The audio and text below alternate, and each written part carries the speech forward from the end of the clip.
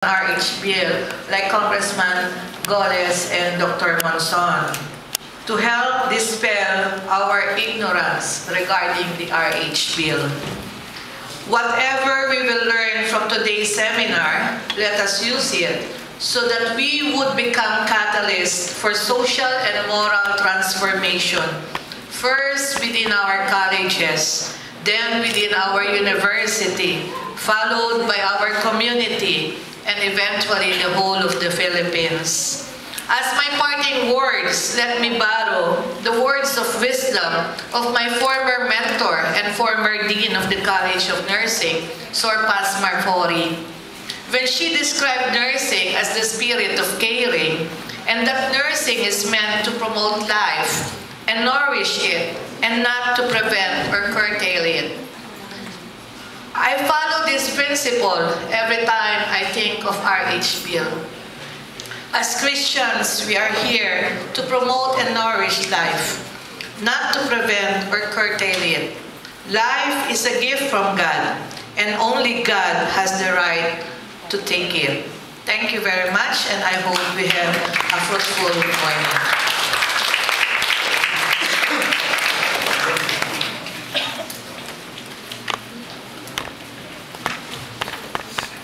Thank you, Mama Revilla, for those enlightening words. I'm sure everybody here is eager para ma-feed ang kanilang minds to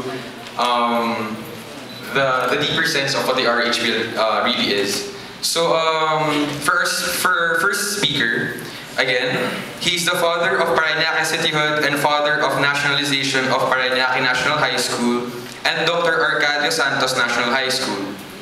Landslide king of Parañaque, elected 4 times as congressman in huge landslide victories never before seen in Parañaque. Born in a small town of Romblon, parents were both public teachers, product of public schools and rose to success in academics, government, business, civic organizations, and politics. A city builder, maintained record of constructing the most number of school buildings and concreted the most number of roads in the history of Parañaque. A perfect attendance in Congress, has maintained 100% perfect attendance, no absence in session since he became a congressman in 1992.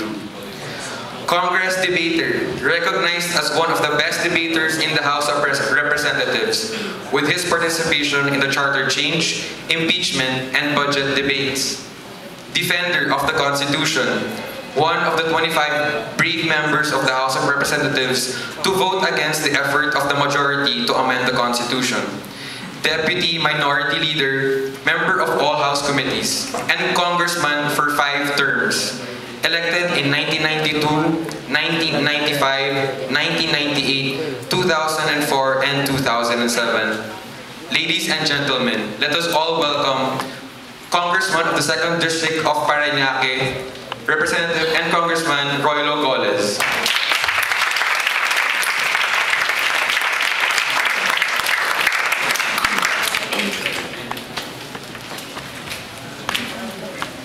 Thank you. Thank you very much, Eugene and Hani, the other MC. Maraming salamat. You know, I always welcome coming here to the University of Santo Tomas. I consider this one of the most beloved and one of the most respected institutions in the country. Not only as an educational institution, but as a historic landmark. Alam nyo, naalala ko minsan, kasama ako mga foreigners, pinasyal ko, nadaan kami dito sa Espanya. And then when they turned their eyes on the right, nakita nila yung campus nyo rito. These were Americans, and they were so startled. Sabi nila, what's that? Nagulat sila kasi nakita nila ang haba-haba ng facade nyo, and then the very impressive buildings of UST. And then I explained to them, and they were so surprised that we have a university much older than Harvard University. Ganyan tindi ang UST. And of course, a lot of great men, women have passed through the portals of UST, and that's something that you should be very proud of. naigit nga ako sa inyo na graduate kayo ng UST. Sana ako, graduate din ng UST. Kaya lang, mahal ang tuition fee rito nung papasok sana ako nung panahon na nag-college ako. So, I went to UP instead. But, mas mura kasi tuition fee doon eh. Pero naalala ko rin, meron ako isang naalala rito. Kasi nung nag-aaral ako sa UP, meron akong pinupuntahan dito sa UST. May pinupuntahan. Medyo kamukha pa nga sa ni Hani.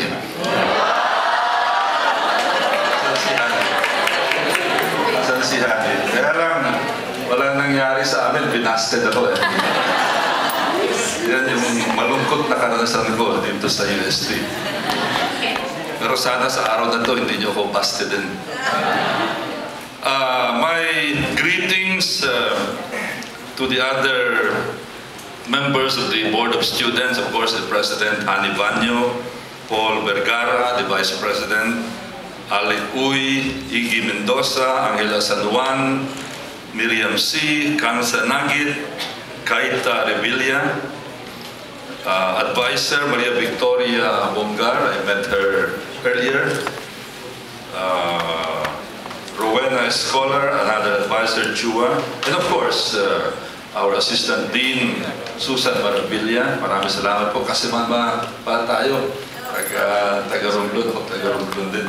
35 minutes lang by overland yung distance from the Port of Odiong to my place in Kamandag, Looc, Romblon. And of course, my fellow speaker, Dr.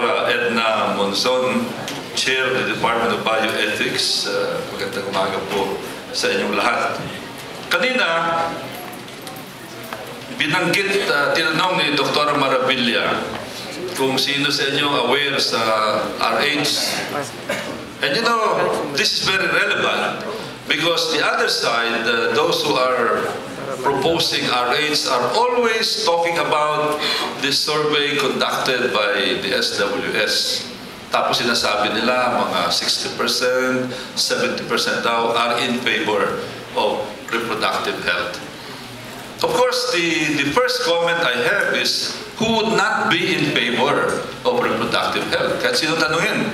Kahit ako, pabor ako. Siyempre, pag sinabing reproductive health, we're talking of the health of the ovary, the cervix, prostates, how to have children, maternal care, etc., etc. Yan ang ibig sabihin ng RH, no? Reproductive health. So who would be against that in the same way that who would go against cardiovascular health, who would go against mental health, etc.?